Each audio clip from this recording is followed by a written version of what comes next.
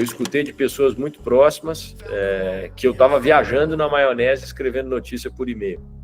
Eu escutei de pessoas que eu gostaria de ter uma aprovação, mas que na verdade olharam para aquilo e falaram: puxa, o Hernani tá maluco, isso aí não vai vingar. As pessoas não abrem e-mail, abrem WhatsApp, as pessoas não estão afim disso. E esse era o desafio, porque muitas vezes, como empreendedor, você precisa primeiro provar para as pessoas que estão no seu ciclo e para você mesmo que o que você está fazendo vai dar certo. E ali, acho que naquele início, talvez esse fosse o maior desafio. Olá, sejam muito bem-vindos ao Founder Mode, o podcast de negócios oficial do Grupo Waffle. Meu nome é Guilherme Canineu e no episódio de hoje, fechando a primeira temporada, falaremos sobre a Waffle, um grupo de mídia para as futuras gerações, visando criar marcas que informam, educam e entretêm. A ideia começou no nicho de notícias com o The News, mas a visão do fundador sempre foi explorar novos nichos conforme a audiência crescia. A receita vem principalmente da venda de publicidade, seja no formato de texto, como no caso das newsletters, no formato de áudio, com os podcasts de notícia, negócios e esportes, e no formato de vídeo, com a recente empreitada do programa de TV ao vivo. Mas ao menos por enquanto, a maior parte do faturamento ainda vem dos anúncios em texto, como os que você vê nos nossos vários cadernos.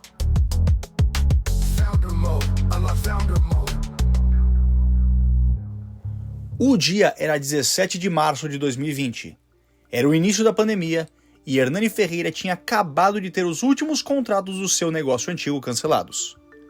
Sua empresa, uma plataforma de tecnologia chamada Ufrila, atuava no setor de eventos conectando jovens que queriam fazer um bico com bares, restaurantes e eventos. Mas por conta da Covid-19, todos esses estabelecimentos tiveram que fechar e os eventos foram cancelados. O faturamento zerou de repente, e nesse dia, Hernani foi embora do escritório sem saber o que fazer. Chegando em casa, ligou a TV para ver as notícias, mas a situação era ainda mais desesperadora. Só notícias negativas, contando tragédias da pandemia, e muitas informações chegavam no WhatsApp com explicações de uma pandemia que ninguém parecia saber direito o que era. Era preciso abrir praticamente todos os portais de notícia para não só tentar entender o que estava acontecendo, mas também verificar o que era verdade. Sufocado, Hernani foi dormir e no dia seguinte, ao acordar, ligou a TV, mais precisamente para assistir ao Chico Pinheiro na Globo. Mas a história se repetiu. Negatividade e um pouco de terror. Ele desligou a TV e então passou o café, sem açúcar desde sempre, e começou a ler seus e-mails.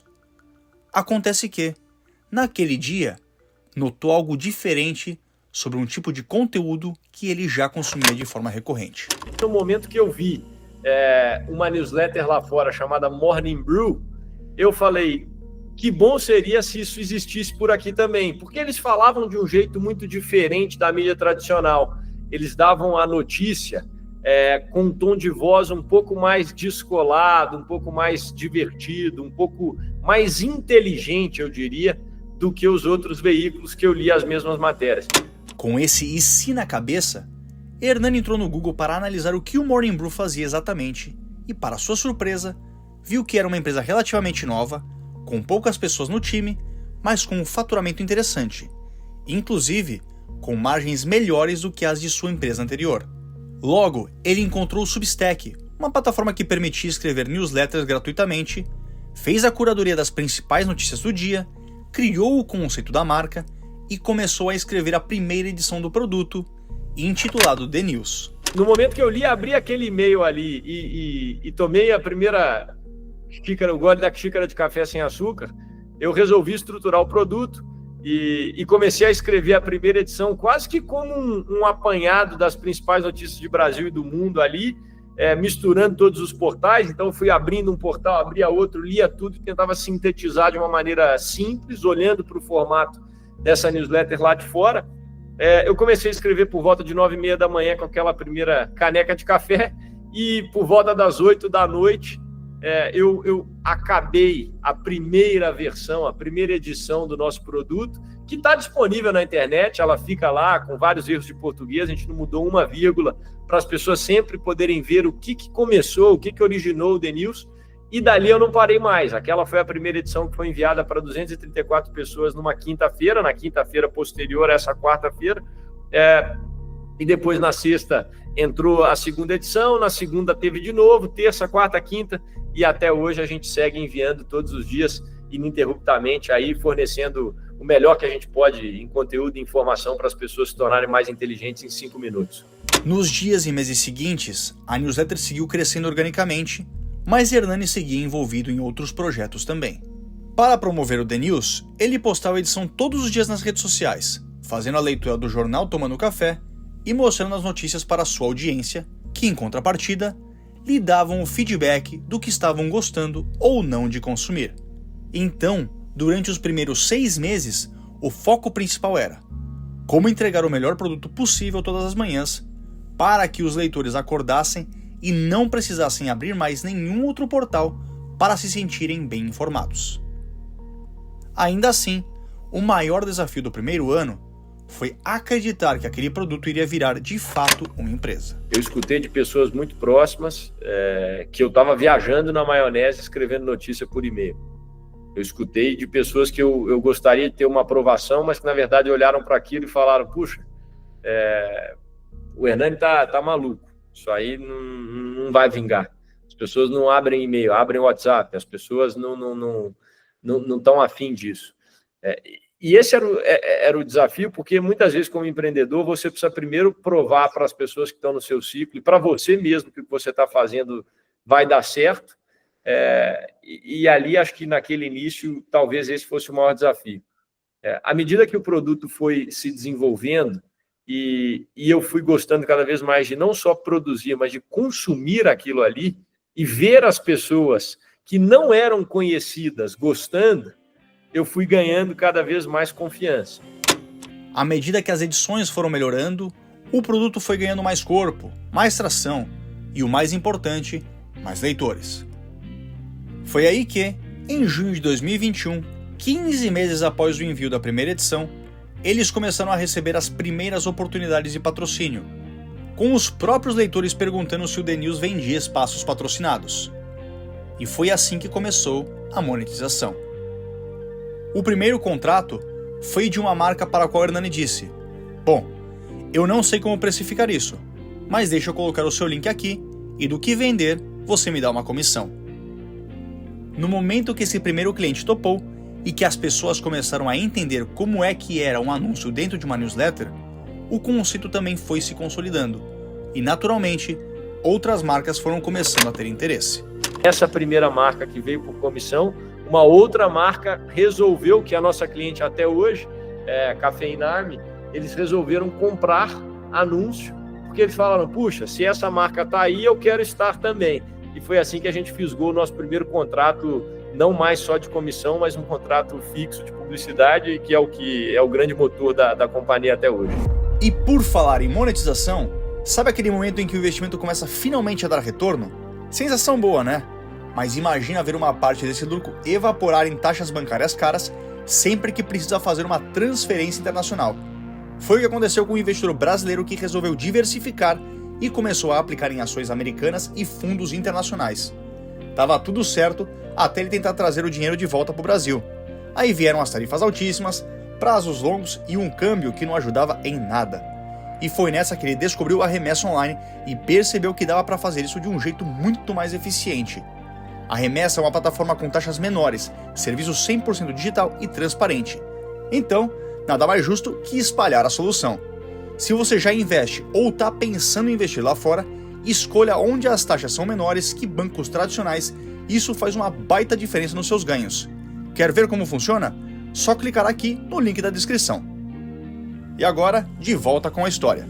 A primeira virada de chave que a empresa teve veio com o programa de indicação, muito inspirado das newsletters de fora como Morning Brew, The Hustle e Robin Hood Snacks.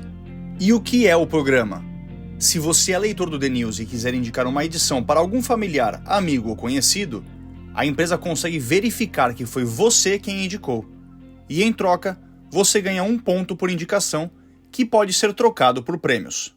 Naquele momento, a pessoa que indicasse para 5 pessoas ganharia uma edição exclusiva de sábado. E os motivos?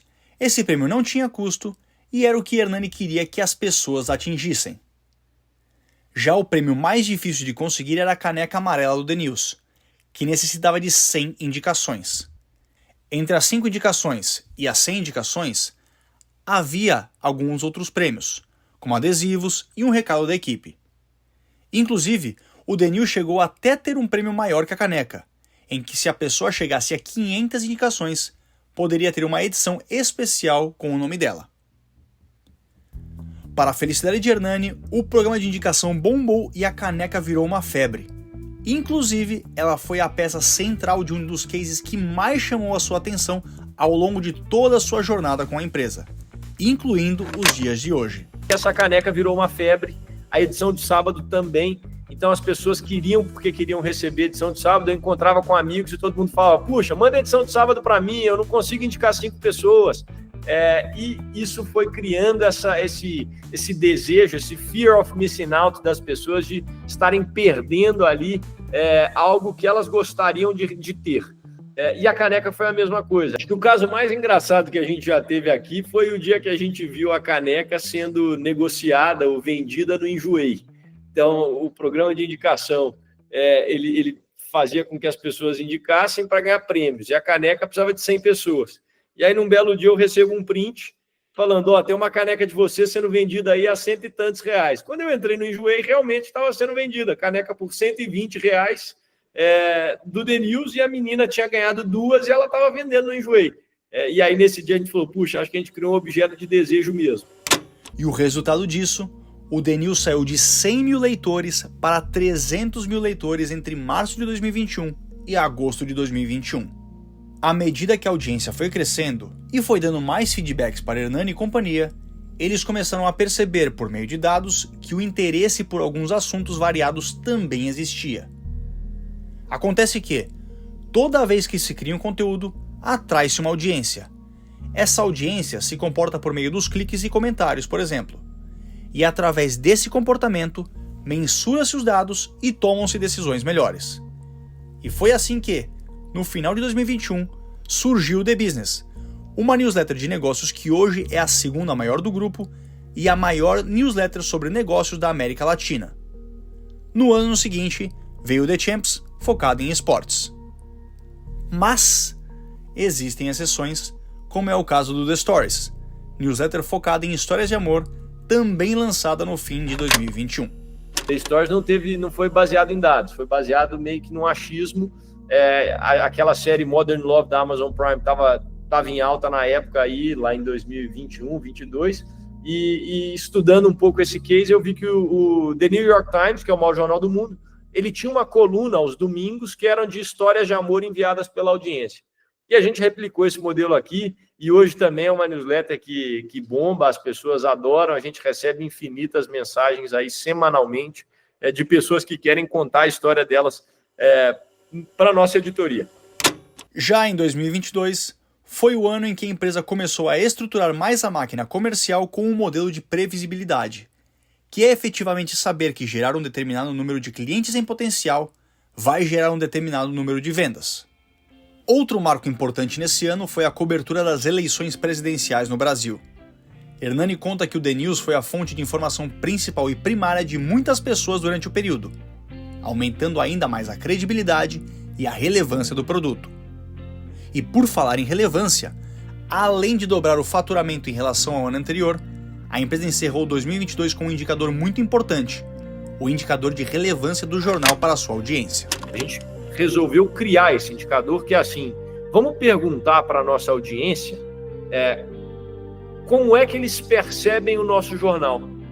E a gente encerra 2022 com 92% da audiência dizendo que o The News ou é a principal fonte de informação ou uma das principais fontes de informação que essa pessoa consome no dia a dia dela, ficando à frente aí de todos os outros grandes portais, dos outros grandes jornais. Então, para a gente esse marco foi muito importante, que foi quando a gente fincou uma bandeira e falou: puxa, tá aqui, 90% da nossa audiência no mínimo vai olhar para a gente como uma fonte de notícia primária deles. e por isso a nossa responsabilidade naquele ano também começou a aumentar, e aí a gente entra em 2023 melhorando muito, e muito mesmo, a maneira como a gente não só fazia a curadoria, que eu acho que sempre foi um grande segredo nosso, curadoria de notícias, mas como é que a gente trata o produto da maneira mais séria possível. Segundo Hernani, 2023 foi o ano em que a empresa começou a pensar em estrutura. O The News já estava com quase 20 pessoas e precisava organizar o time e definir o que cada pessoa fazia, para não ficar todo mundo fazendo tudo ao mesmo tempo e o tempo todo. Ao final do ano, a empresa quase dobrou o faturamento novamente. Corta para 2024, foi aí que a empresa resolveu dar o passo que considera como um dos mais acertados até hoje, ir para o multiformato. Ela deixou de ser só uma empresa de newsletters e passou a ser uma empresa de mídia. E o que é uma empresa de mídia? É uma empresa que está em múltiplos canais. Se antes ela só mandava notícias e informações por e-mail, naquele momento eles falaram: a partir de agora, também estamos presentes em outro formato. Eis que, em fevereiro de 2024, estreia o podcast do The News, que é uma réplica do produto em texto, com algumas peculiaridades que o ouvinte vai poder encontrar. E o grande objetivo foi formatar um produto que fosse fácil, simples de ser consumido e gostoso, assim como a empresa vê o The News em texto. E esse produto, quando a gente lançou, uma curiosidade é que a gente tinha pensado e projetado em passar os principais players do mercado, até porque já foi um produto que foi lançado com mais cautela, com mais antecipação.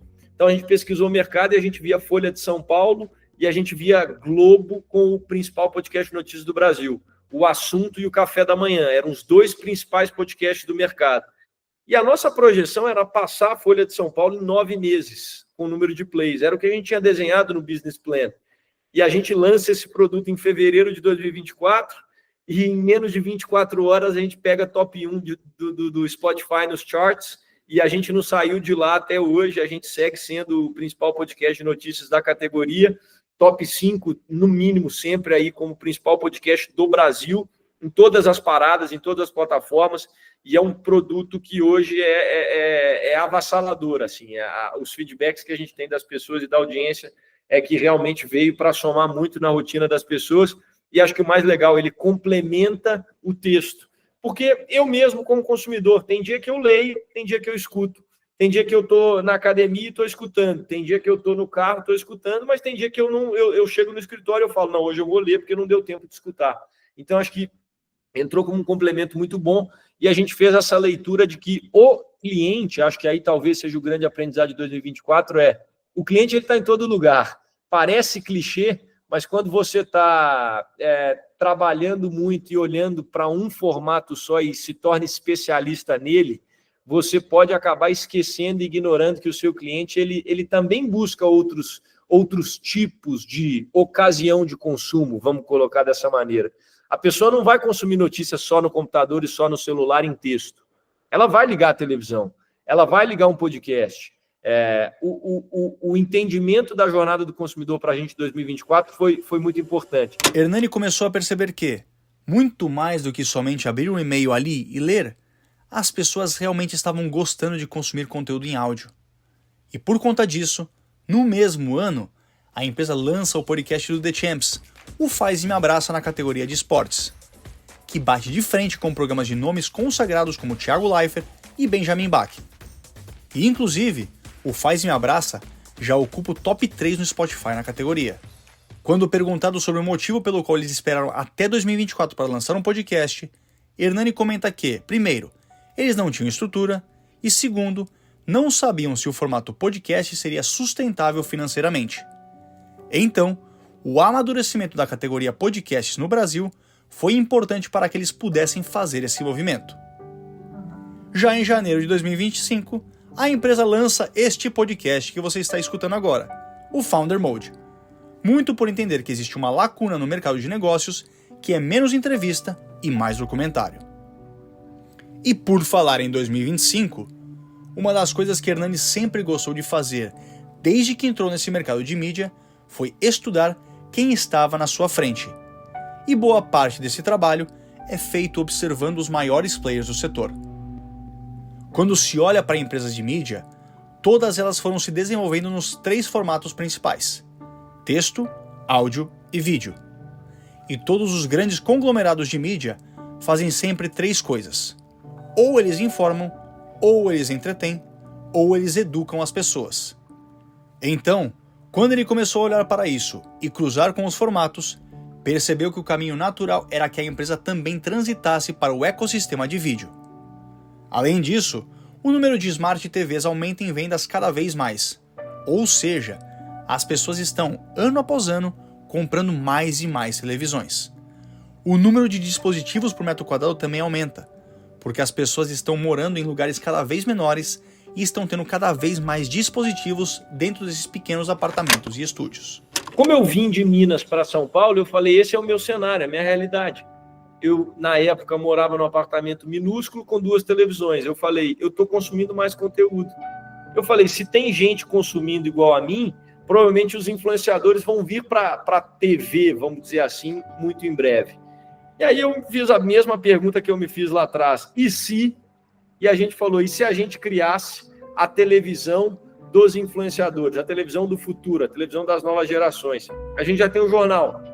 A Globo começou com o jornal O Globo.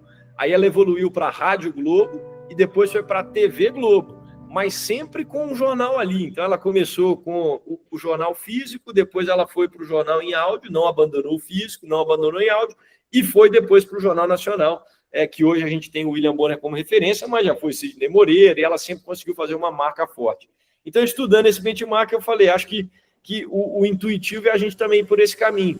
Hernani e companhia decidem então investir em um espaço próprio, pois precisam fornecer uma estrutura diferenciada, uma distribuição para esses criadores de conteúdo. E assim, inauguram o seu novo escritório na Faria Lima, em São Paulo. São mais de 400 metros quadrados e um dos edifícios mais icônicos da cidade, o Tomi Otaki. Então, o que eles têm feito é chamar pessoas para construírem programas junto a eles. Logo, lança-se o primeiro programa, o Estamos em Outra, que não é um programa de jornalismo no primeiro momento, mas um programa de entretenimento com influenciadores que já falam naturalmente nos stories, já sabem se comunicar e que entram agora num formato diferente, no YouTube, ao vivo todos os dias. O objetivo é que nos próximos 5 anos eles tenham uma grade de 24 horas de televisão mesmo, que a pessoa vai poder ligar no YouTube, clicar lá e assistir. Para Hernani, no fundo, o conteúdo vai se tornar a companhia das pessoas. E assim a gente vai construindo aí para ser uma grande empresa de mídia das futuras gerações. A gente quer ser essa empresa que na frente você pensou em conteúdo, você pensou na gente, pensou na Waffle. Aí tem a virada do nome também, que a gente deixa de ser The News e passa a ter o nome da empresa como um todo, que é a Waffle Holding aí, que é dona do The News, dona das newsletters, dona do podcast, dona dos programas de televisão. O Waffle veio de uma premissa que eu tenho para criar marcas hoje em dia nesse mundo tecnológico de teclado. Eu queria que fosse algo que você pudesse ver e tangibilizar em todos os smartphones do mundo. Então, do mesmo jeito que a gente usa o The News, no The News a gente usa o café, e você tem um emoji de café em todos os teclados, eu queria que a marca Waffle fosse assim também. E se a gente pudesse ter um nome que fosse real no mundo físico, isso seria melhor ainda. Então, unir as duas coisas. Você tem um emoji de waffle e você pode comer uma waffle também, se você quiser. Você pode tocar naquele produto, você pode ver o produto tangibilizado e aí você ganha uma distribuição maior. Você ganha distribuição no mundo digital, porque toda vez que a pessoa vê a tecla ali de waffle, você tem sua marca. E você ganha uma visibilidade também no mundo real, porque todas as vezes que a pessoa se deparar com alguém consumindo uma waffle, a pessoa vai falar, puxa, lembro da Waffle TV. E assim você vai fortalecendo sua marca. Hoje, só nas newsletters são quase 3 milhões de pessoas ativas, ou seja, pessoas que abriram ou clicaram nos conteúdos no e-mail nos últimos 30 dias. Inclusive, o The News é a maior newsletter da América Latina. Ao final de 2025, a Waffle visa alcançar um faturamento de 50 milhões de reais e a equipe está chegando a 50 colaboradores. E antes de terminar, queria agradecer as pessoas que responderam à nossa pesquisa da semana passada. Vocês não têm ideia do quanto isso ajuda a construir o que fazemos por aqui. E por ter nos ajudado com isso, já sorteamos a nossa famosa canequinha do The News. O e-mail dessa pessoa começa com pipa e ela já foi comunicada. Obrigado e mais uma vez, vocês são demais.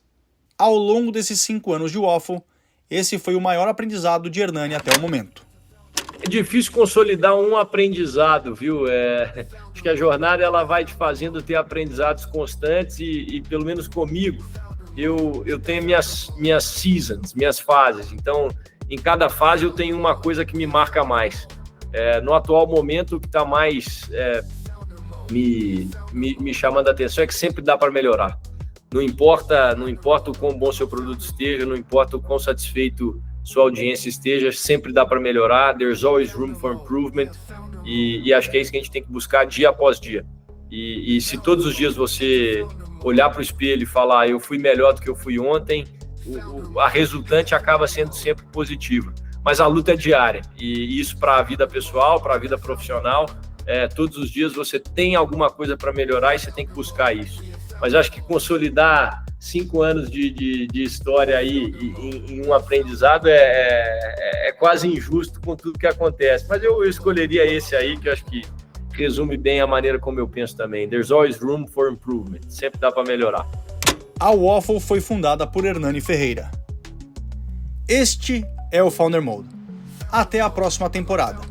E não deixe de compartilhar com os seus amigos e familiares não só este episódio, como os anteriores. Além disso, não deixe de comentar aqui no Spotify o que você achou sobre este episódio.